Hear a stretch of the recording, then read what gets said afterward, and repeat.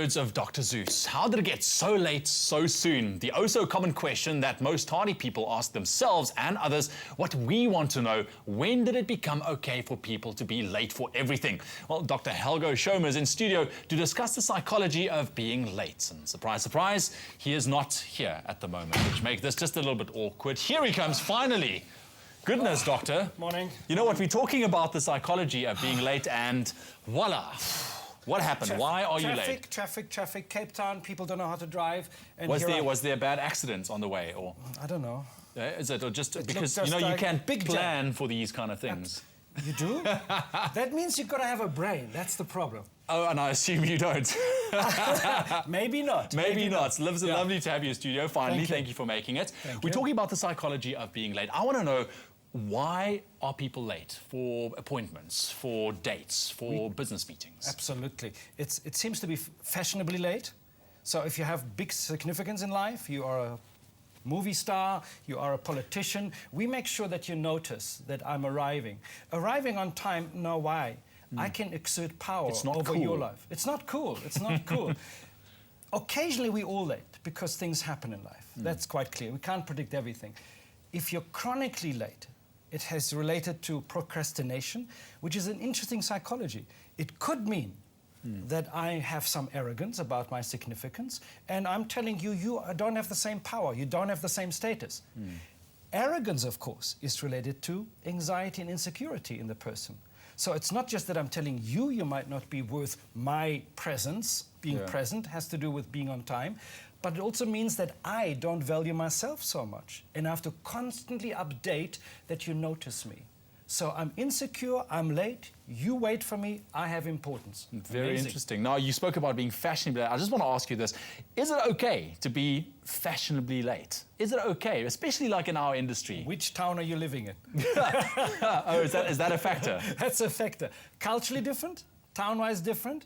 Depends on what the significance is. Now, imagine this. You are late for an interview like this. That's not very cool because you've got a schedule, you want to go home after this, you want to conclude this. But what about the dentist? What about my practice? I now have to shift everybody else, which I don't.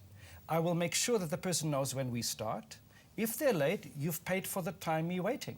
That's it. Your appointment will not be extended. So I make sure you understand that your behavior is not allowed to influence everybody else. Is it fashionable? Yes, in some circles it's fashionable. Who wants to be the first at a dinner party? Okay, that is kind of boring. You're standing there and what do we do now? What do we do now? Yeah. So coming late means there is already a crowd and everybody noticed me coming in and I'm integrated and I'm celebrated.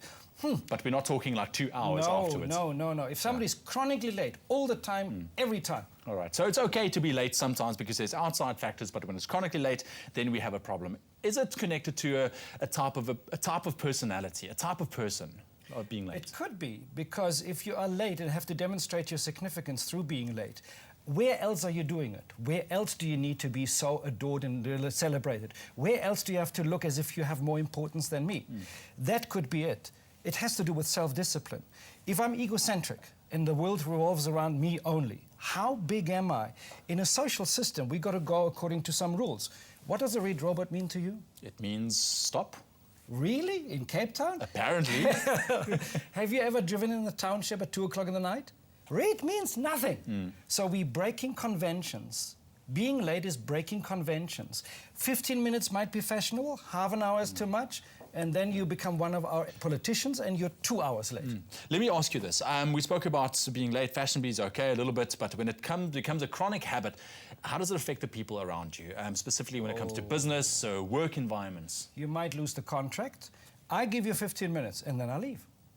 I'm not going to be there. It's going to be done. So it will definitely affect the people. The people waiting feel dishonored, they feel devalued, they're getting irritable.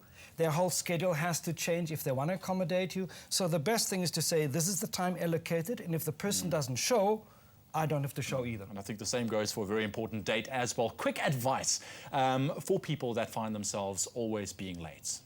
the person being late, person learn being a new late, behavior, attach yourself to a model, understand, maybe you need to analyze, why am I doing this? Because it is a really annoying habit. Perfect. 15 minutes within range, anything beyond that, it is annoying. All right, perfect. Dr. Helgo, thank you so much for joining us this morning, talking about the psychology of being late. And if you perhaps are one of those who find yourself constantly being late, maybe make it a New Year's resolution and try be on time for a while.